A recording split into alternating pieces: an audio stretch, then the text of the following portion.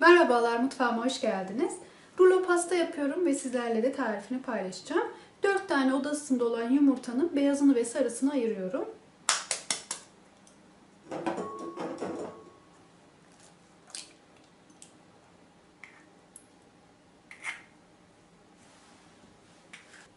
Dikkat edin, hiç sarısı kaçmasın içine.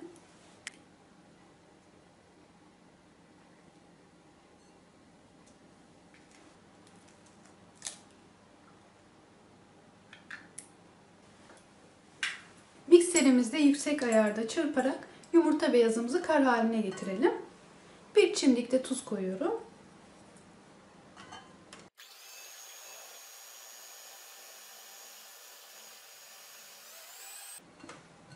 Ters çevirdiğiniz zaman bile dökülmemesi lazım. Kenara alalım.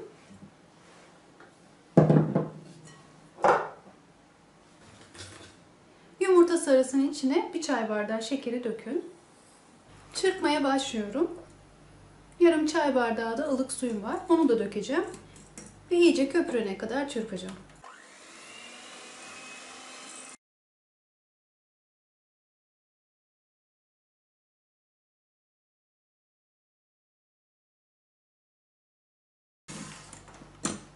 Gördüğünüz gibi krema kıvamına geldi.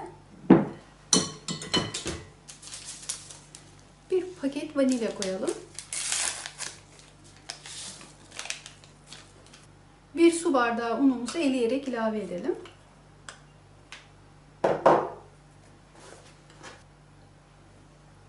Bir tatlı kaşığı kabartma tozu. Kuru malzememiz karışana kadar çırpalım.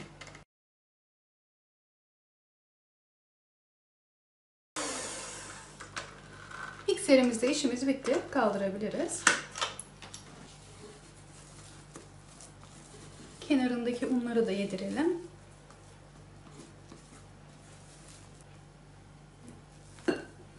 Yumurta beyazımızdan biraz alıp karışımımıza yedirelim yavaş yavaş. Dikkat edin, köpüğü söndürmeden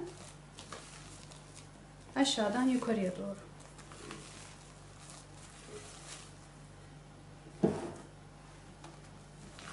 Fırını da açtım. 170 derecede alt üst ayarda ısındı.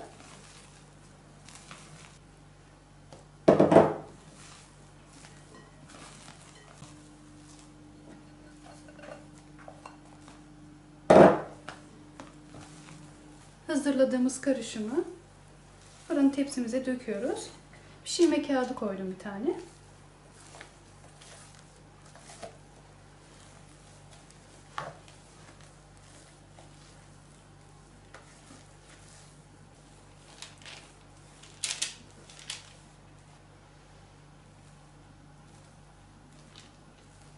Tepsiyi ısınmış fırınıma koyuyorum. Yaklaşık 10-12 dakika pişireceğim.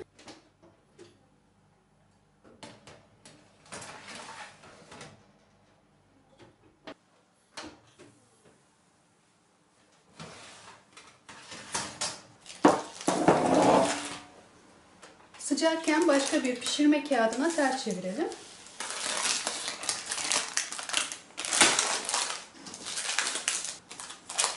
Üzerindeki pişirme kağıdını yavaşça çekin.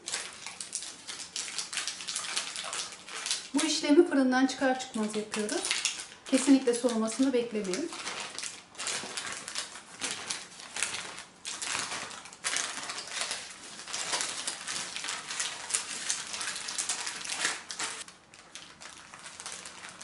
Rulo yapalım. Temiz olan mutfak bezimize de sarıp soğumasını bekleyelim. Pastanın kremasını hazırlıyorum. 2 tane yumurta sarısını küçük bir tencereye koyalım. 1 çay bardağı şeker. 2 yemek kaşığı nişasta. Ben mısır nişastası kullanıyorum her zaman. 2 yemek kaşığı da un. Karıştıralım. Yarım litre de sütüm var. Bunu da ekleyeceğim. Hiç topak topak kalmasın. Pürüzsüz olana kadar karıştırın.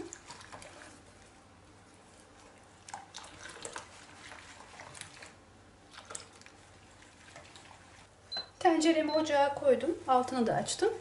Karıştırarak pişireceğim. İsterseniz hiç krema yapmayın. Toz krem şantiyi çırparsınız ve pastanın içine sürersiniz. Öyle de olur. Daha pratik. Ben bazen de schlagsahne, mascarpone ve Sahnestäuffe karıştırıyorum. Bu Almanya'dakiler için geçerli.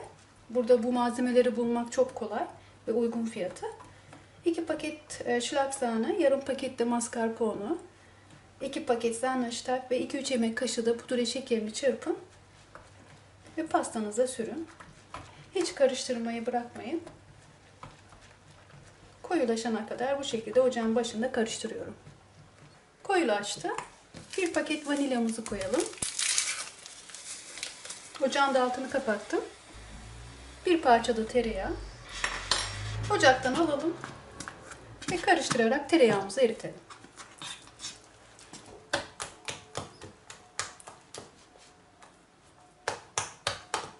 Ilıması için kenara alıyorum. Ara ara da karıştıracağım. Üstü kabuk tutmasın. Yeteri kadar soğudu.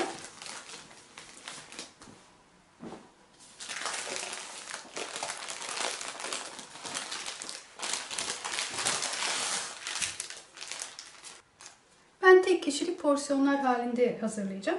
Sizler isterseniz kremayı üstüne döküp sarabilirsiniz. Öyle de olur. Tam ortadan ikiye kesiyorum.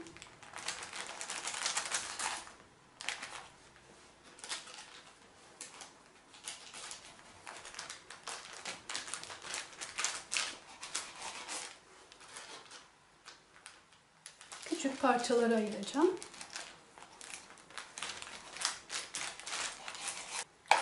Kremam da ılıdı. Sizler isterseniz bu esnada 1 paket toz krem şanti koyup mikserinizle yaklaşık 3-4 dakika çırpabilirsiniz. Ben bugün koymak istemiyorum hiç. Kıvamı size katı geldiyse çok az daha süt ekleyebilirsiniz. Bence kıvamı güzel. Cıvık olsun istemiyorum çünkü.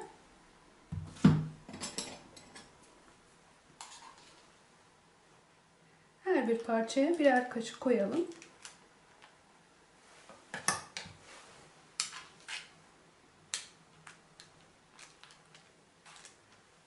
Bu tarafı daha uzun kesmişim. Sizler ortadan ikiye keserken daha eşit oranda yapın. Dikkatli olun. İsterseniz aralarına muz da koyabilirsiniz.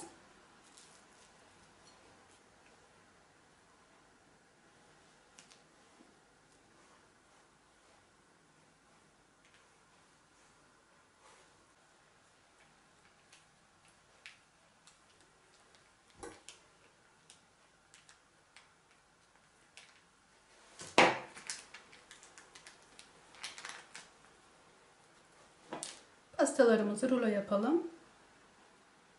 Muzun gözüken yerlerini kapatın kremayla. Açıkta kalırsa kararır.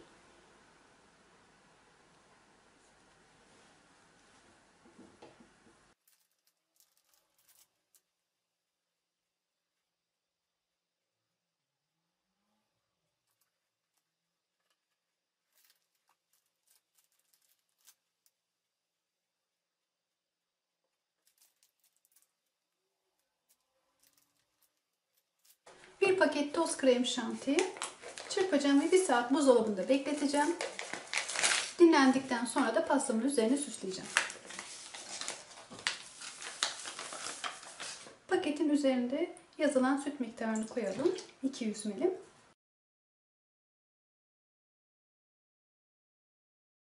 Sıra geldi pastamızı süslemeye.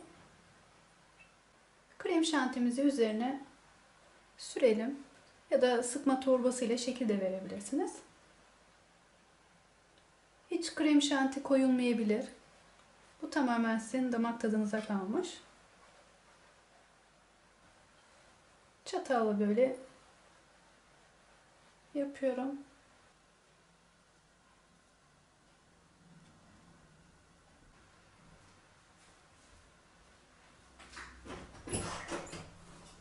Üzerine çikolata parçacıkları koyuyorum.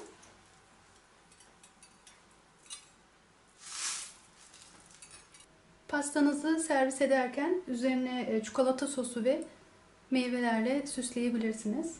Hem lezzetini artırır hem de görsel olarak çok güzel bir sunum oluyor. Bir saat buzdolabına koyacağım.